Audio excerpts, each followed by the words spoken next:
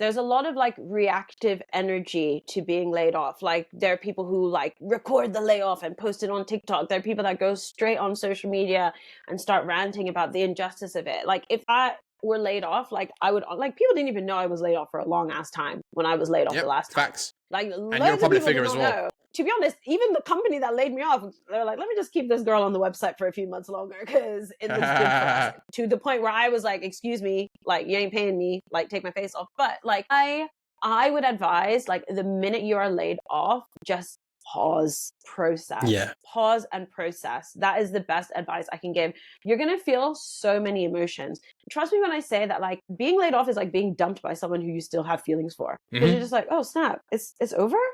Thought we were meant so to be. what I mean is, like, do you know what I mean? It's like you just feel rejected, and that is never a good place from which to like make big decisions or broadcast a blog post or start a live stream. Like from a place of rejection, no. So my advice would be just pause, process. The very first thing you need to think about is your exit. What are the numbers? Like, is it effective immediately? Are you going to have a gardening leave? Are you going to work a certain period of time? What are you getting paid? What about benefits? Healthcare, dental, gym, are you still going to have that or not? Like, pension, whatever, 401k, like you need to pause and you need to process because there's some like real nitty gritty numerical stuff that you need to get on lock. And it's really difficult to do that when you're feeling like rejected and sad. But if you're struggling, that's where maybe like an external person can help. Even if you can't afford a lawyer, just a friend who is a lawyer to be like, can you read this? Go back to your employment contract, reread that.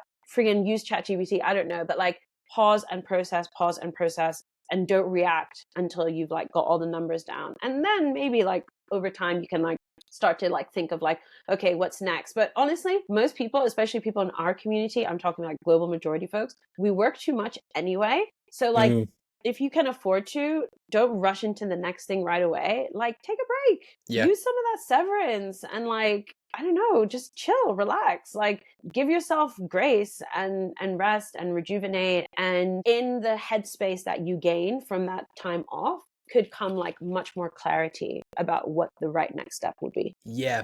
I think what I would add, I think something that's been very maligned over the years, I think unjustly so, is side hustles. And this might trigger some people, but I think there's been a lot of rhetoric about side hustles are toxic. Oh, I shouldn't have to have a side hustle.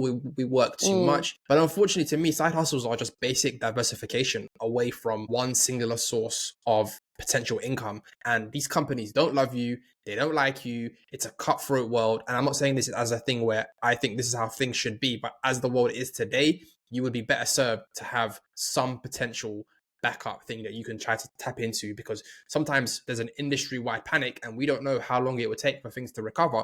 I know people that got into content creation on the side, and then when they left their job, they were like, you know what, I think I can turn this from 1K a month to 3K a month, and that might tip me over. Or who started doing user-generated content. So it's not where it's not where you have like a large amount of followings, but you do content for brands, or there's other things that you could potentially do, other passions that you might have, and it's worth pursuing and trying to monetize, because capitalism is a full contact sport, and there's no point just being reliant on one person and one organization and one company who doesn't love you. So that's something that I would definitely add. I think like, let's face it, like just observe people who have financial stability over the long arc of time. Observe people who work in highly competitive but also highly volatile industries like startups, and look at who's coming out on top. And it is the people who are wearing multiple hats. They're wearing multiple hats. It doesn't even have to be a side hustle within your industry. They're the person who's also like a yoga instructor or like a dog walker or like started a hot sauce brand. You know what I mean? Like it'll be things that will really surprise you. They volunteer here, they teach kids there.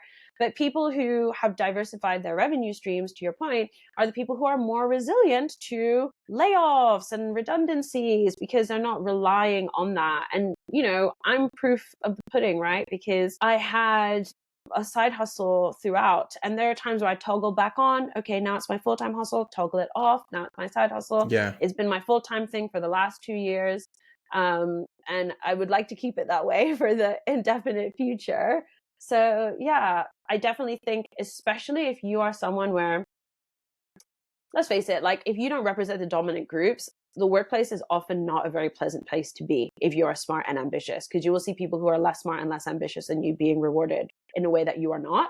And you will also have to like navigate things in the culture that other people from dominant groups don't have to, whether that's microaggressions, whether that's having the burden of educating people on issues unfolding in the news, or things like how to like not be a bigot or fascist or whatever. So I also just think if you are someone who is from a historically marginalized group, you owe it to yourself to create an income stream that is wholly managed by you, so that you can like reduce the, you know, occurrences of, you know, for lack of a better word, fuckery in your life. You know what I mean? Yeah.